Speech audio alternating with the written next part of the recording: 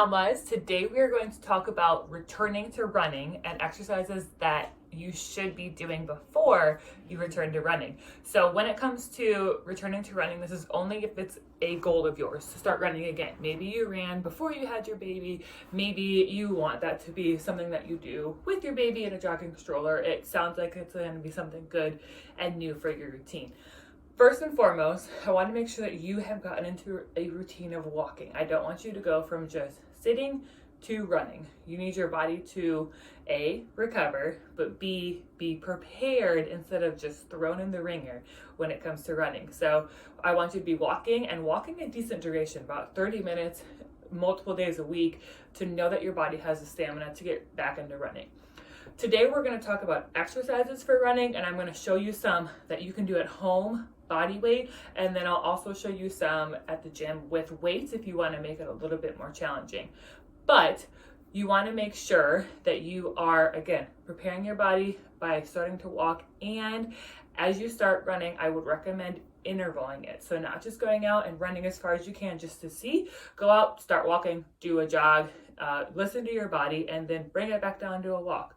Or you can go out and go in certain time intervals. Say you're going to walk for 30 seconds, run for 30 seconds. I would recommend intervaling because it allows your body to be like, oh yeah, we're running. This is what it feels like, instead of going. And then when you get done, you might feel like crap. So those are two big things to remember before you dive in. But these exercises, I want you to make sure that you can do and do well before you tackle the running. So we'll start on our feet and then make our way to the ground. So first, most of these are going to be balance exercises. So we're going to start with a single leg RDL, so a single leg deadlift.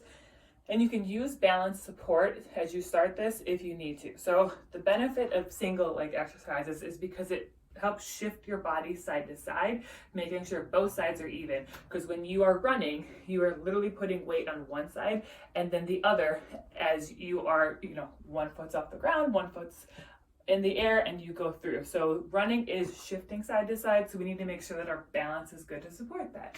So a single leg deadlift, again, you can use support right here, but you have one foot directly underneath of your hip. You will never hyperextend your legs, okay? Never hyperextend like this one back here. Soft bend in the knees. You are going to balance down. I'm going to reach, but not overreach, with my opposite hand towards the ground until I feel a stretch back here. Then you can stand back up. Again, it's not going to be a fully locked out knee, but it's not a fully bent knee as well. So you are hinging from the waist, reaching down, hinging back through, and standing. So from the front, it might look like this. One leg stays on the ground. I'm keeping my shoulders square, keeping my hips square as I bend and lift back up. If you want to really test your balance, you won't touch your foot to the ground in between each rep when you stand. So that is exercise number 1 that you can focus on. Exercise number 2, also balance. We're going to work our way down the leg. So simply a single leg calf raise. So you're going to have your feet on the ground, going up on one toe and coming back down. The calf muscles get worked a lot in running because when you are running, part of your gait shifts the weight to the center of your foot to the ball of your foot. And so the calf muscles are going to get a lot more action than they've had in the past, however many weeks it's been since you ran. So again, you can hold on for support, but simply go up and down. You can hold your leg up here if you want an extra hip flexor stretch muscle work, all of that, or you can just tap it down and not actually use it for support, just let it hang out. So you're going to do calf raises on each side. 10 is good, 20 might be excessive, whatever feels right for you. That is exercise number 2 that you're going to focus on. So single leg RDL, single leg calf raise. All right, for exercise number 3, you're going to need something to sit on. So I'm going to use my rocker. You are going to do a single leg get up. So you want to make sure before you get started that your foot can be fully supported on the ground. So your heel all the way to the ball of your foot is supported. This is going to be challenging because this chair rocks, but one leg hangs out and you want to put pressure on the foot with the heel in the ground as you stand up on that one leg and sit back down. So as you come up, you want to not put weight in this leg, but as you start to stand, if you need to tap it down for balance once you've got up, you can do that. And I want you to do about 10 on each side. Again, your knee is bent 90 degrees. The heel of the foot is on the ground and you push into that heel to stand up and squeeze the glutes.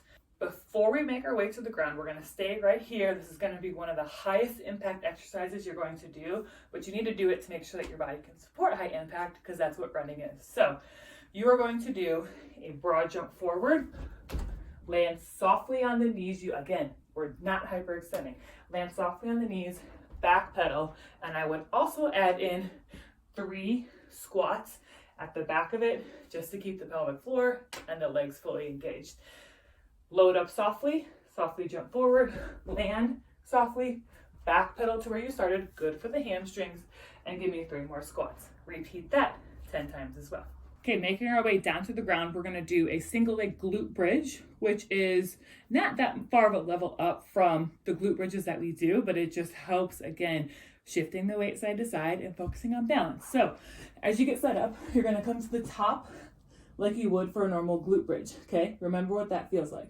Then reset with one leg either hanging up out front or in a figure 4. A figure 4 is gonna also give you a deeper hip flexor stretch on the outside hip. Make sure that your heel is in the ground, hip width apart. You push up for a single leg, come back down. Do not arc your back too much. Remember your proper core engagement. With the leg in the air, it looks like this.